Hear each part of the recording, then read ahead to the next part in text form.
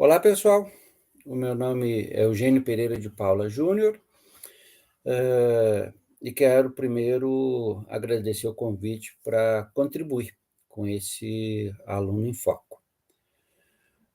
O tema que eu escolhi hoje, dentro da minha concepção de apresentação, é trazer algumas e provocar, né, algumas reflexões em vocês, né? Então, o tema eu trouxe 3 assuntos, mas a ideia é discutir o momento atual, né, da sociedade das relações pessoais, mas aí eu dei o nome de proxemia, assertividade e cultura da paz para um mundo melhor, que é isso que eu quero, né, discutir e colocar, né, gerar algumas provocações em vocês. Então, eu vou começar com 4 desafios, né?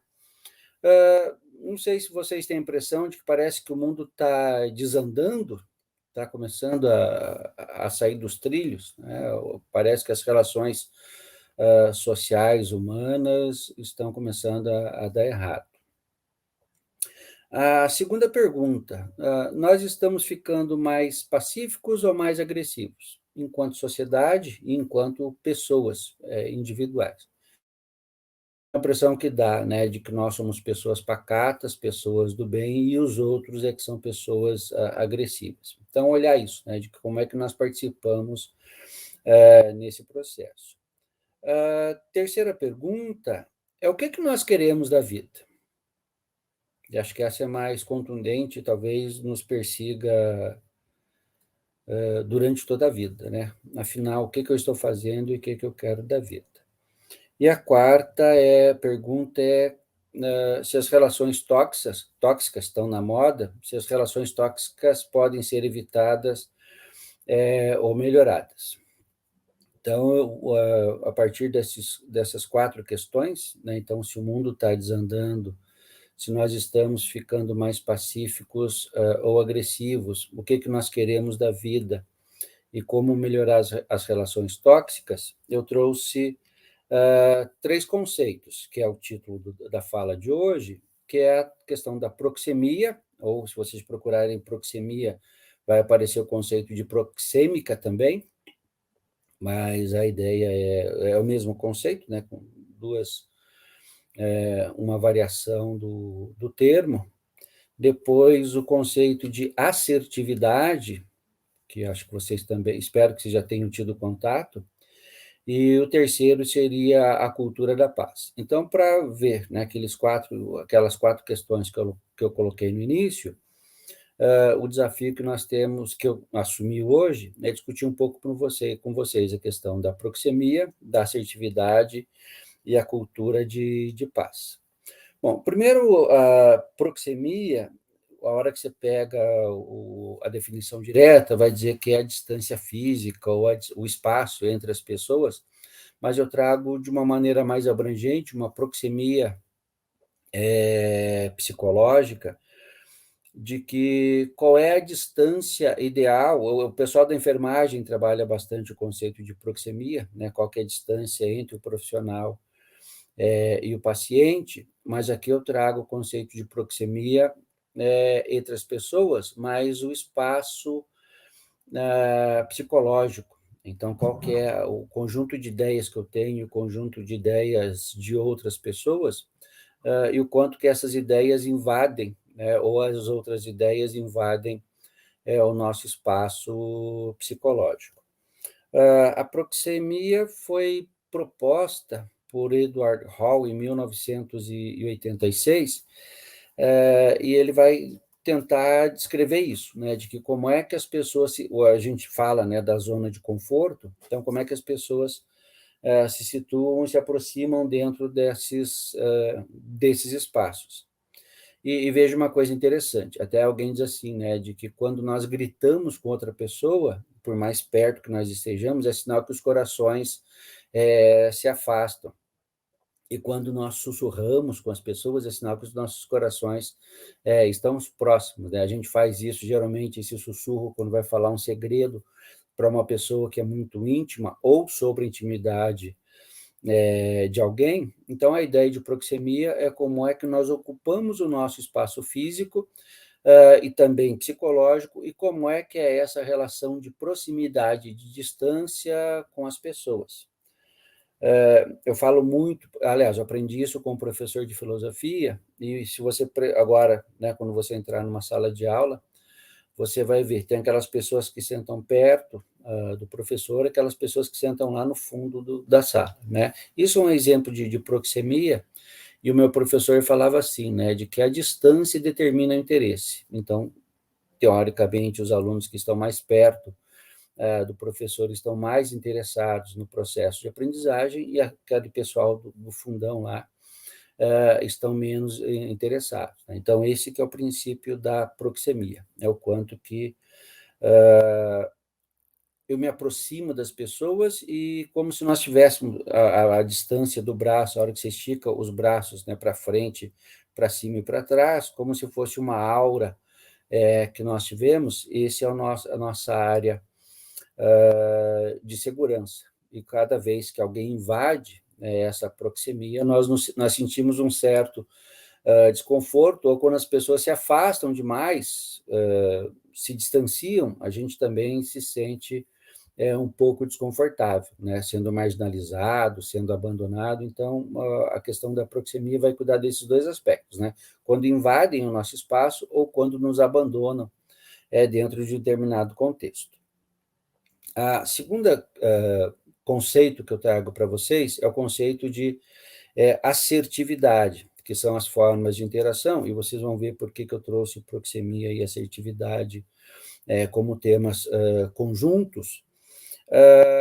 A assertividade é uma forma de definir as habilidades sociais, que foi proposta também em torno de 1930, com vários psicólogos, principalmente de orientação behaviorista, que eles tentavam entender, né, as habilidades sociais de defender os nossos próprios direitos, de expressar os nossos sentimentos, tanto sentimentos bons como sentimentos ruins, e desejos de forma compreensível. E aí a gente já vai olhar que a assertividade, ela tenta resolver dois problemas sociais que nós temos de funcionamento.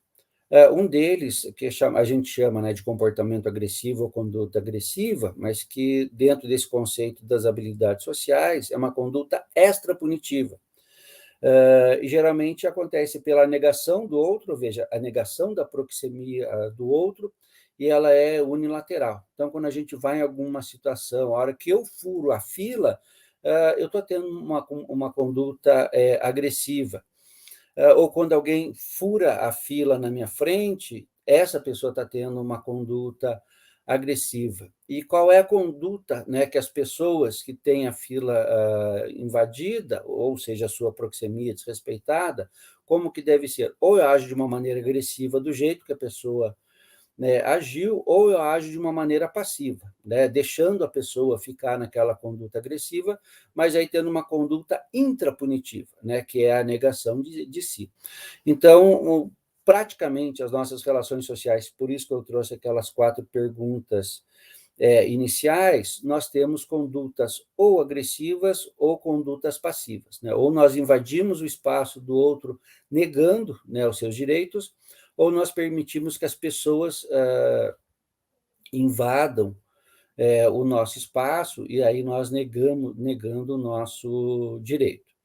E a conduta assertiva é quando acontece isso de uma maneira equilibrada. Então, qual é a melhor conduta, primeiro, né? Qual é a melhor conduta em se comportar numa fila sem desrespeitar o outro? Isso é uma conduta assertiva. E quando a pessoa tem uma conduta agressiva, qual seria a melhor conduta assertiva sem ser agressiva e sem ser passiva num processo de diálogo? Não vou entrar nos detalhes aqui, mas tem todo um processo de treinamento de qual é a frase, qual é a disposição corporal que você deve ter, como é que é olhar no olho dessas pessoas, não desviar o olho, não desviar o olho, não olhar para baixo, não ser cínico. Então, tem um conjunto, né, de comportamentos corporais e verbais que tenha como resultado a satisfação das duas situações.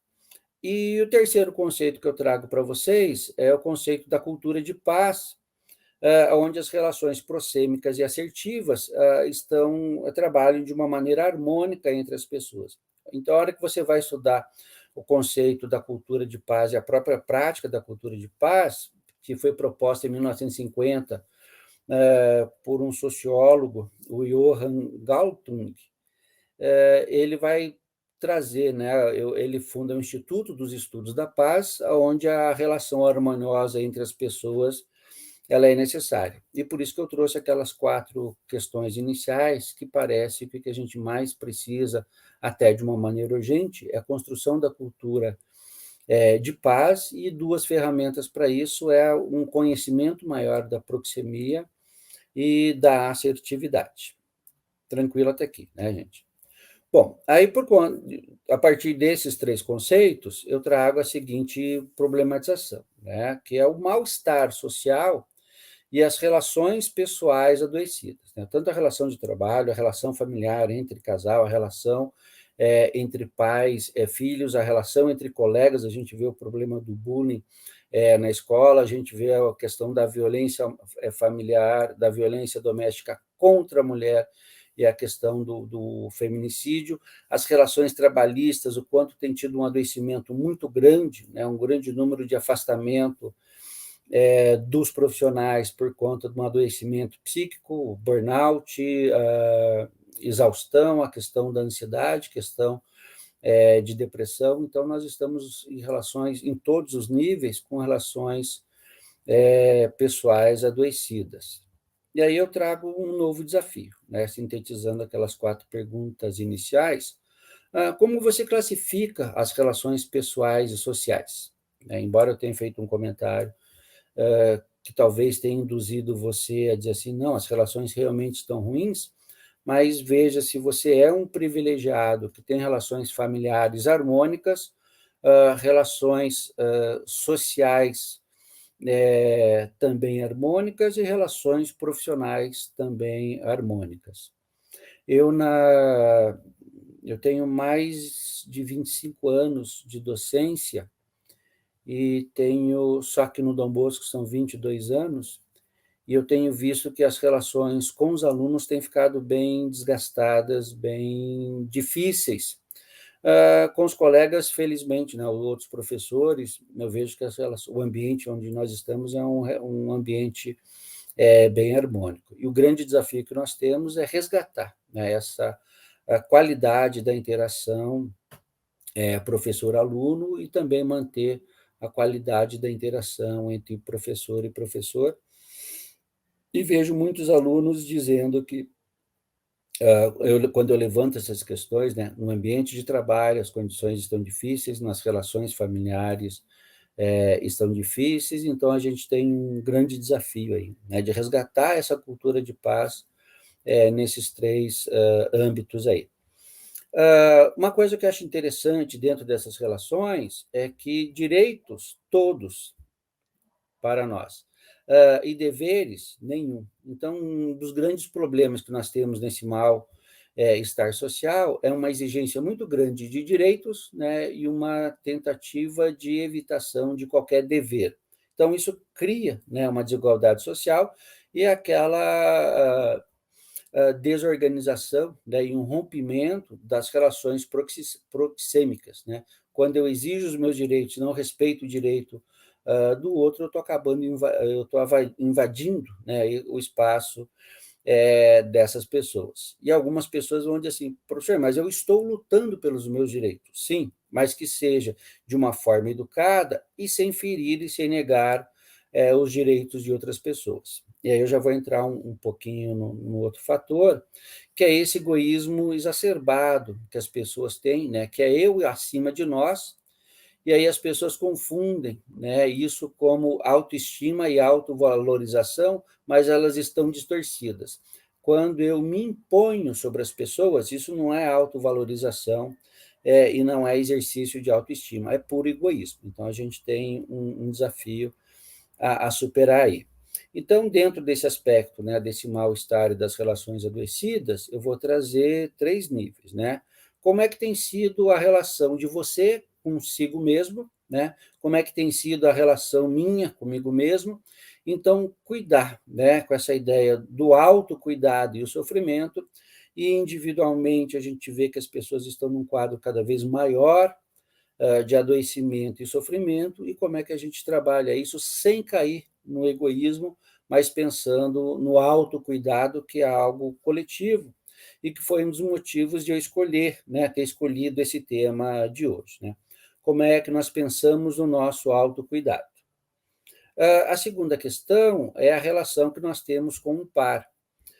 E por que nós nos relacionamos com as pessoas? Né? Porque até é uma questão social, né? Você ter um companheiro e ter uma companheira. Uma coisa que eu tenho visto bastante aqui na docência são os trabalhos em equipe, em duplas e trios e quartetos, e muitos alunos dizendo assim, professor, deixa eu trabalhar sozinho. Então, quando o aluno diz assim, deixa eu trabalhar sozinho, é sinal que existe um ruído, né, na relação com um par.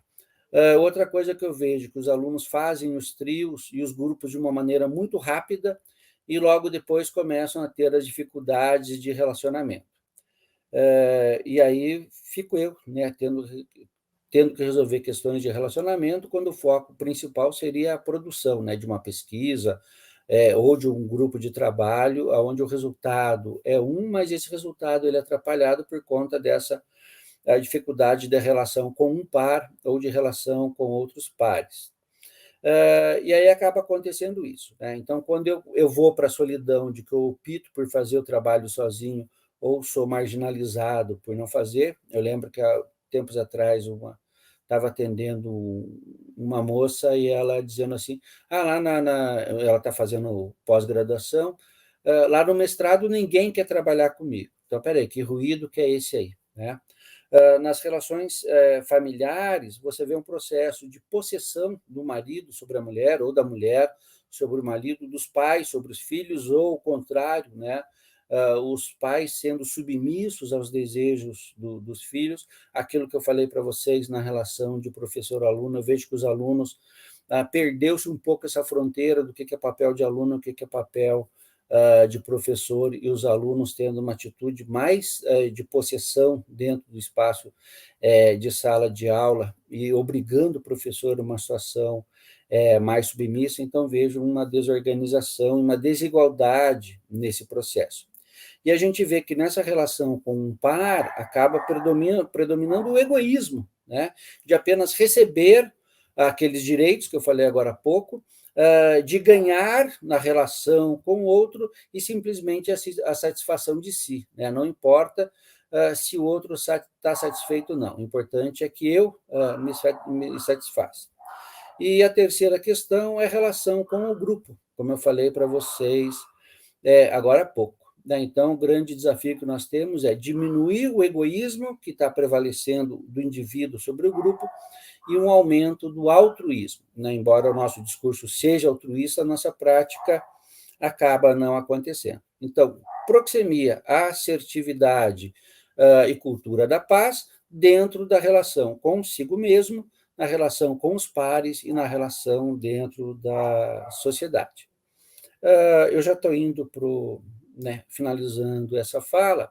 Então, o que a gente tem visto nesses três conceitos, relação de si, relação com o par e relação com a sociedade, é uma exacerbação dos ismos, né? O fanatismo exagerado, um fetichismo exagerado, ou seja, os meus desejos acima de tudo, o próprio racismo, o próprio sexismo, então, um conjunto de a polarização política que nós temos, então, esse processo né, de exacerbação e acabam gerando né, ações de segregação, o próprio bullying tem feito isso, a divisão entre bem e mal, entre bom e ruim, tirando, né, com todo respeito, os gaúchos, né, que você tem os colorados e os gremistas, e é uma polarização muito grande, talvez a única polarização, ainda que pacífica, né, que nós possamos entender, mas agora as outras, né, o meu grupo contra outro grupo, o meu bairro contra outro grupo, a minha classe social contra outra classe social. Então, um processo de superioridade, né, entre o que eu vejo e as minhas culturas, e uma elitização e a negação do outro grupo. Então, um grande desafio que nós temos é isso, né, diminuir essa desigualdade, essa divisão entre os grupos. Um outro problema que nós temos, né, dentro daquela relação eu comigo, eu com os pares, eu com o outro, é uma resolução pessoal dos problemas, né, e as pessoas tentam resolver à sua maneira e de uma maneira desmedida, e aqui eu ia passar o resto do dia falando dos absurdos que a gente vê, né, mas o que me vem assim na memória agora é a história de um rapaz que matou o outro lá porque o sanduíche estava mal montado, né? Então, veja o absurdo, né, que eu falei para vocês lá, um comportamento extremamente agressivo por um problema ou um dano pessoal extremamente mínimo, né, um motivo fútil por conta dessa conduta, e a hora que você vê 3, 4 noticiários, o quanto que essas respostas são, né, desmedidas. Justificando ou explicando um pouco isso, a impressão é assim, bom, se a lei não funciona, eu vou fazer a minha própria lei, né? Então, as pessoas acabam agindo de uma maneira impulsiva, porque ela sabe que tem a ausência da proteção e tem a ausência do castigo. A lei não me protege, a lei também não vai me castigar, então eu acabo tendo condutas impulsivas, ou seja, condutas não assertivas.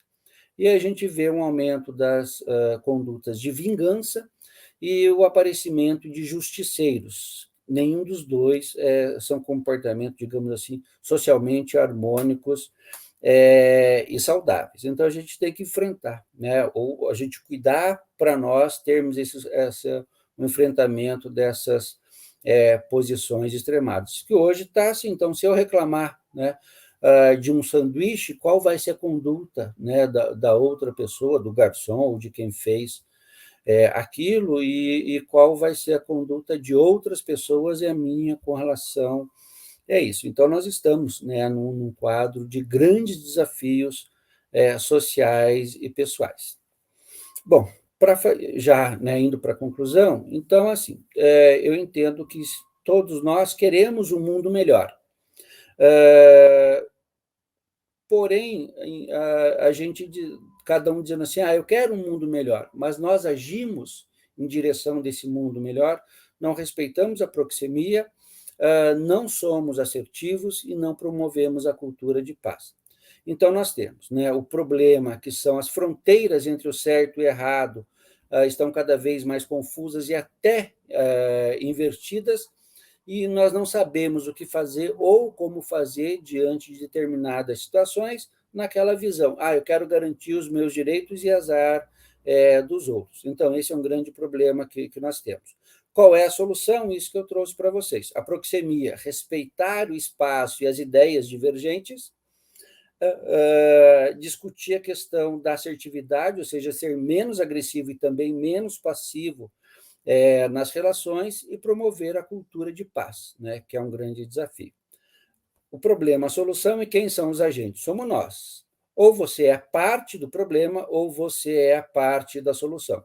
Na sala de aula, na relação com o chefe, na relação com os empregados, na relação com aquelas pessoas que prestam serviço para você, na relação com os irmãos, na relação com os pais e na relação com os companheiros. Ou a gente está problematizando, ou nós estamos ajudando na solução. Clássica, né, a frase de Gandhi, que cada um seja a mudança que quer ver no mundo. Eu gosto muito do termo da unimultiplicidade, que diz, né, a música é uma música, né, que diz cada homem é sozinho a casa da humanidade, né? Então eu digo que cada um é sozinho a casa da humanidade, que é um coletivo.